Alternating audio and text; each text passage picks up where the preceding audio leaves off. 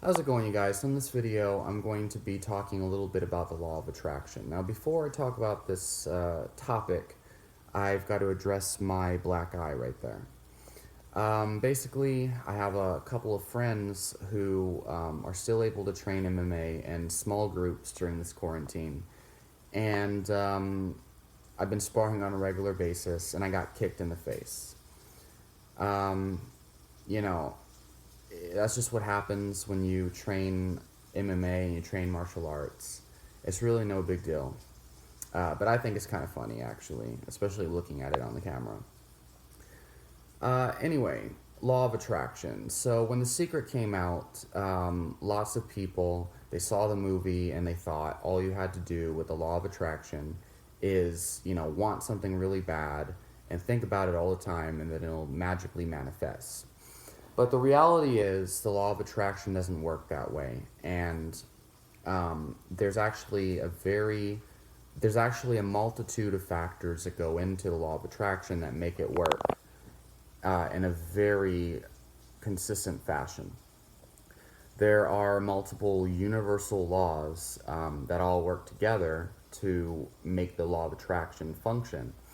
Um, but more specifically, there's a variety of methods of cultivating it and a variety of approaches.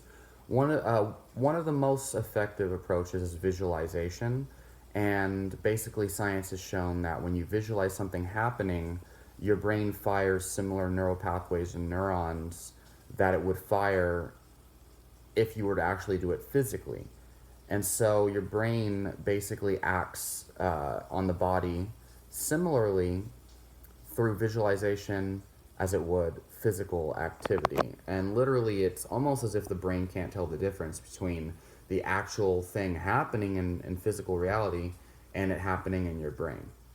And so, people, especially in sports psychologists, people like Conor McGregor always talks about how he visualizes the fight before it happens. He's notorious for calling out his victories in the round that it's supposed to happen, and he would describe exactly how it's going to happen, how his opponent's going to be, and it's almost as if he's like rehearsed it over and over again. And almost every single time up until the Mayweather fight, he would actually do exactly what he said he was going to do and knock them out the way that he said. And they called him Mystic Mac for that very factor that he literally seemed like he was predicting exactly what was going to happen because he described it so well. And that's because he visualized it over and over again. And the better you get at visualizing an event, the more likely it is that a positive outcome will happen. And this is very common in cognitive behavioral therapy.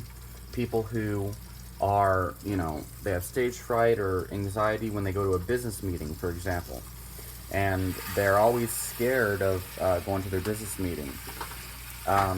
Typically, people may not realize it. Sorry, I'm flipping my pork chops while I'm making this. People don't realize it, but when you have anxiety, you typically are visualizing something going really bad. So if you're scared of your business meeting, you're actually doing negative visualization. And so a negative outcome is more likely to happen. You think about, oh, everyone's going to stare at me, they're going to judge me, they're going to laugh at me, and you actually create a self-fulfilling prophecy where it's more likely to happen. And so you can use visualization the same way that Conor McGregor does, or that cognitive behavioral therapists talk about with their patients, by visualizing whatever it is you want to happen, but feeling good about it, because it's the feelings that make it more likely to happen. So if you visualize something and you visualize a positive outcome, but you feel anxious, then you're associating the positive outcome with anxiety, and so it's not going to be as effective. So you really got to practice this. I have a book actually on creative visualization, but I don't think a book is necessary. Visualize what you want and feel good about it. Now, the second thing after visualization is acting as if, okay?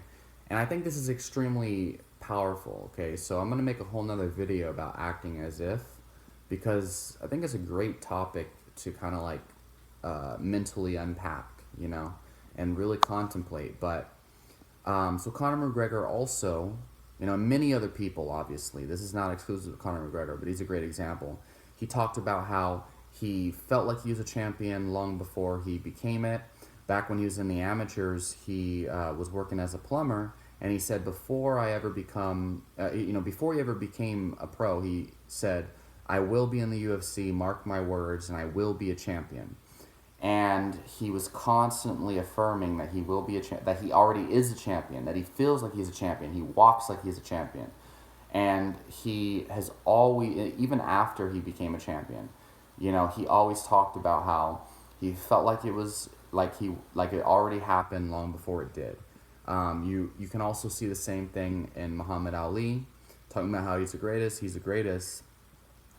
And because he felt like he was the greatest, because he felt like he was a champion, because he said he was, and he actually believed it, and he acted that way, because he thought, because when you say something, your words are a reflection of your thoughts, and your thoughts are a reflection of your beliefs, and your beliefs and all of this is going to create your actions. And how you act is what creates the results you get in life. And so by merely acting as if something's going to happen, so you could operate on the thoughts, you could operate on the beliefs, you could operate on the words, and you can just directly operate on your behavior. What matters is aligning your thoughts, words, and actions with what it is you want. Okay? So creating congruence and alignment in your thoughts, words, and actions with what it is you want will create what you want. Obviously, at the beginning, there's going to be resistance because you feel like you're a poser. You feel like, you're a fraud, that you're fake. But I really encourage you to question, what does fake even mean? There's a really big movement, especially in the pseudo-spiritual crowd who like Fantasyland nonsense, where people, they think that there's a such thing as like being real, being true to myself, being authentic. The reality is that fluff is only holding people back generally, and a lot of times the more we kind of buy into that paradigm, the worse our results become. And I see it time and time again, a catastrophic belief in being real that actually creates negative things you don't want because you're just being real. I'm sorry, man. I'm sorry if I offended you, but I'm just being real. Like, okay, not very effective. Okay.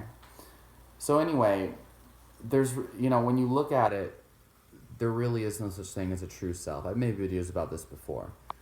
But don't let that hold you back from acting as if. But then again,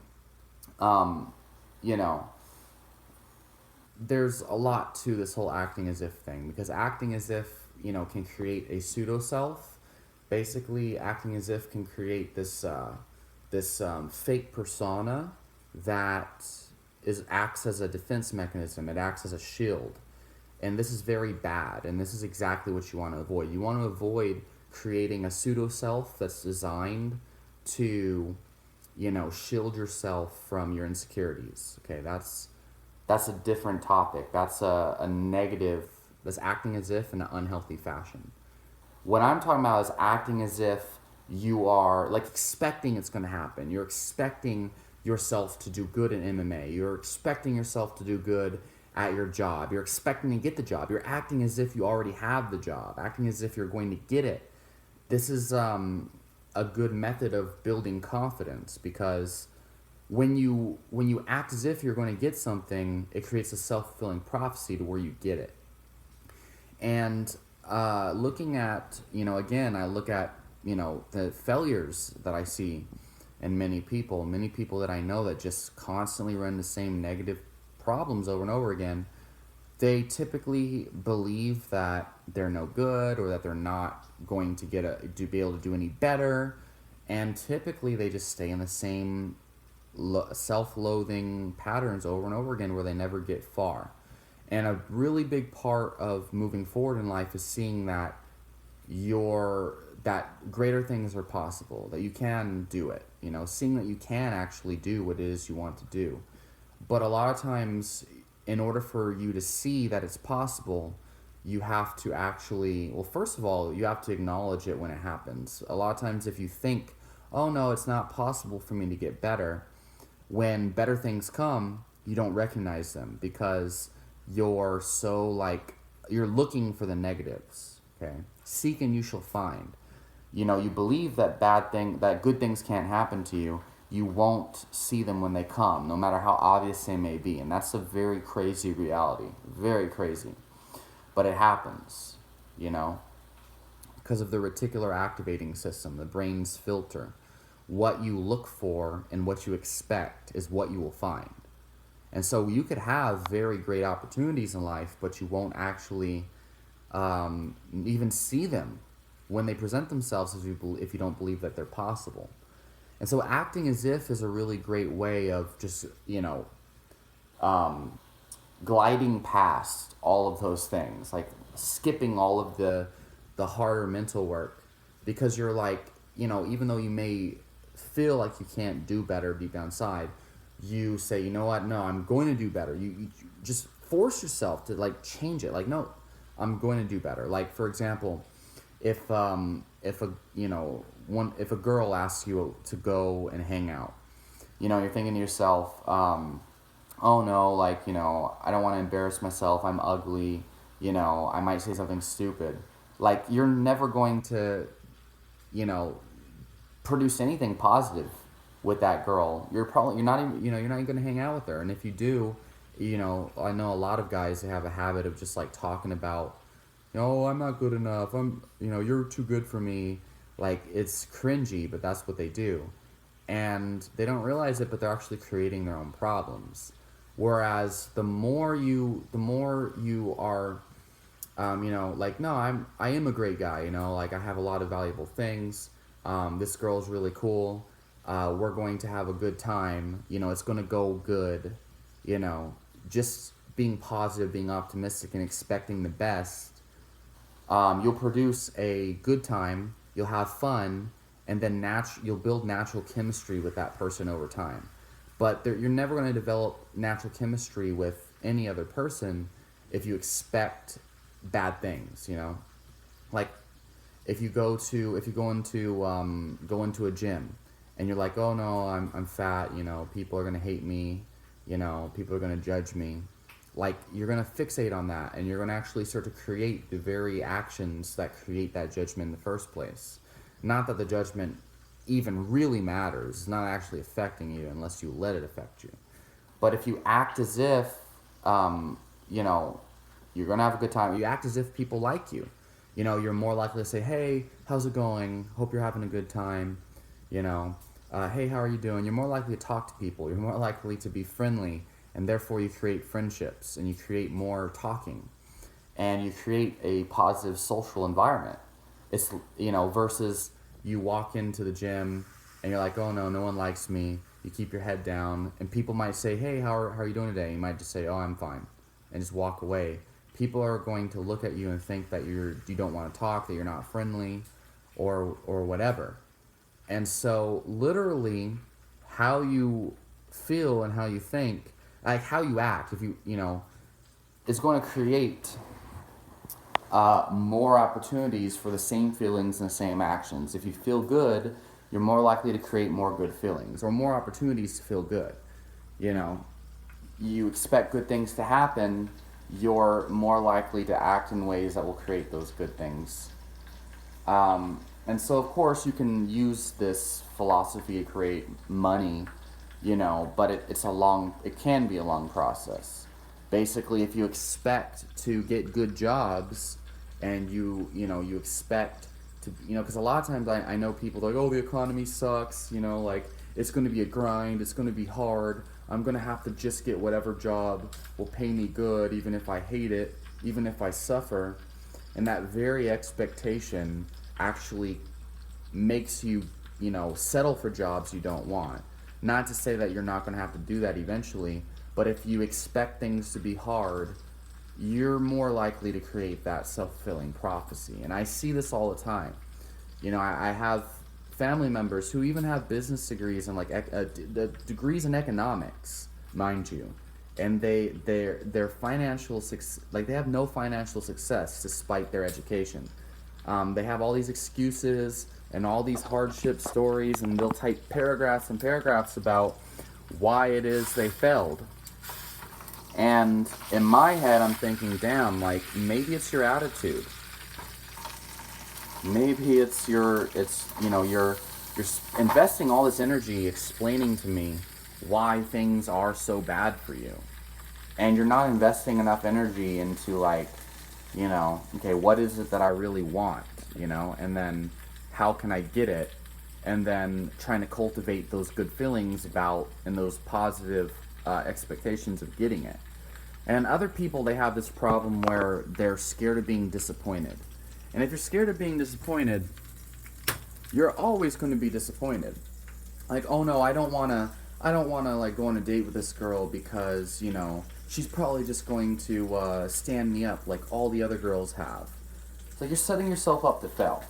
Or like, oh no, like, I would go to that job interview, but it's like, it's too far. It's like 10 miles away from my house. And sure, it pays good, and it's a really fun job, but it sounds too good to be true. Like I never really do good at job interviews anyway. I might as well just work at Walmart or something. Like they're setting themselves up to fail. They're not even trying. They're not even going out there.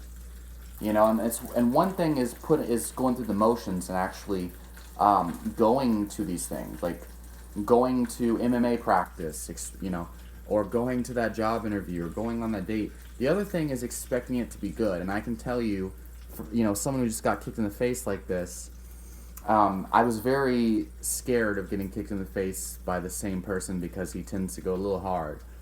And I was expecting it to happen. It was creating all this anxiety. But then I said, fuck that. I have a great opportunity, like, quarantine right now. These are good people. They just want to help, want people to improve. And sure, this guy just doesn't seem to be able to control his power.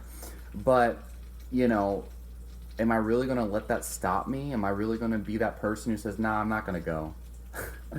No, like, because I know that I'm going to get better, even though I might almost get knocked out, which I damn near did get knocked out yesterday.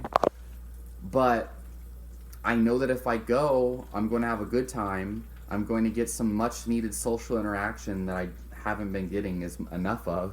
And I'm going to get MMA training, which again, I've been so fucking sad during this quarantine thing.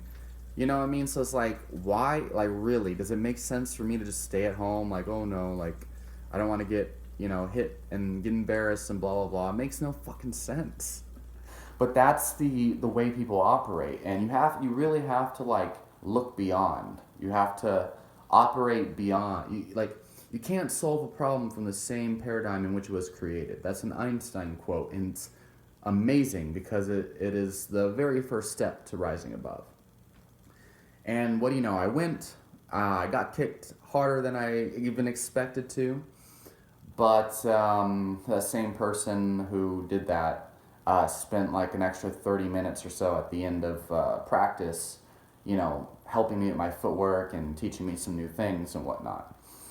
And so, and I learned a lot. And I had a great time. And I got to experiment with a new pre-workout because I said, I'm going to do whatever it takes to put myself in a good, positive mood going into this. And sometimes that's all it takes, feeling really good, expecting good things to happen, and then acting as if it's going to happen, expecting, for example, I think I've already explained it enough. I need to eat my pork chops. They're pretty much burnt at this point. So leave your question in the comments down below. Let me know if you like this topic, because I'm really wanting to make more videos about this topic in the future. And I'll talk to you guys next time.